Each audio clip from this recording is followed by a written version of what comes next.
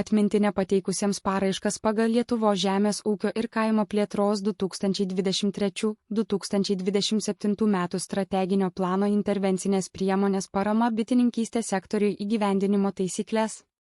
Pareiškėjai ir paramos gavėjai įsipareigoja neparduoti ar kitaip neperduoti kitam asmeniui už paramos lėšas įgyto turto, pavyzdžiui, bitininkavimo inventoriaus, įrangos ir kita, 5 metus nuo priemonės įgyvendinimo laikotarpio pabaigos ir patikros vietoje metu parodyti jį nacionalinės mokėjimo agentūros darbuotojams.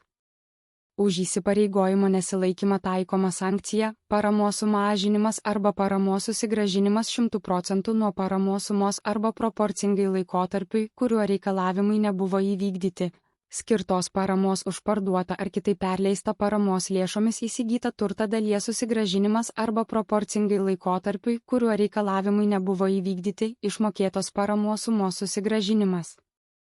Pareiškėjai turi įsigyti, tai yra visiškai apmokėti, pristatyti į projekto įgyvendinimo vietą, įregistruoti viešuosiuose registruose, jei registracija privaloma, bei naudoti projekte numatytai veiklai vykdyti visas projekte numatytas investicijas ir 5 metus saugoti patirtų išlaidų ir jų apmokėjimo įrodymo dokumentus. Paramos gavėjas neteikia patirtų išlaidų ir jų apmokėjimo įrodymo dokumentų, jeigu to nepaprašo nacionalinė mokėjimo agentūra. Investicijas būtina įsigyti ne iš susijusių asmenų. Prekės, kurių kilmės šalis ar kurios pagamintos Rusijos Federacijoje, Baltarusijos Respublikoje, Rusijos Federacijos aneksuotame Kryme, Moldovos Respublikos vyriausybės nekontroliuojamoje Padniestrės teritorijoje, Sakartvelo vyriausybės nekontroliuojamose Abšazijos ir Pietų Osetijos teritorijose, taip pat paslaugos bei darbai, atlikti šių šalių paslaugų ar darbų teikėjų, yra netinkami finansuoti paramos lėšomis. Taikomos sankcijos dydis priklauso nuo nustatyto pažeidimo sunkumo, masto, pastovumo ir pasikartojimo. Dokumentų saugojimo reikalavimų pažeidimo atvejais taikomas paramos sumažinimas arba paramos susigrąžinimas 0,5% nuo paramos sumos. Privaloma fiziniams asmenims bitininkauti, laikyti registruotas bičių šeimas 5 metus nuo paramos pagal priemonės taisyklės gavimo dienos. Bičių šeimų žūties atvejais informuoti raštu agentūrą ir per 1 metus atkurti bičių šeimų skaičių.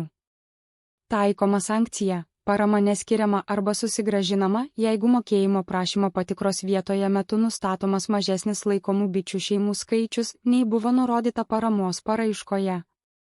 Patvirtinta paramos suma proporcingai mažinama atsižvelgiant į sumažėjusi laikomų bičių šeimų skaičių. Paramos suma nemažinama, jei bičių šeimų skaičius sumažėjo iki 10% nuo paramos paraiškoje nurodyto bičių šeimų skaičiaus. Ši sankcija taikoma pagal priemonės bičių šeimų atnaujinimas, bitininkavimo inventoriaus įsigijimas, bičių ligų prevencija.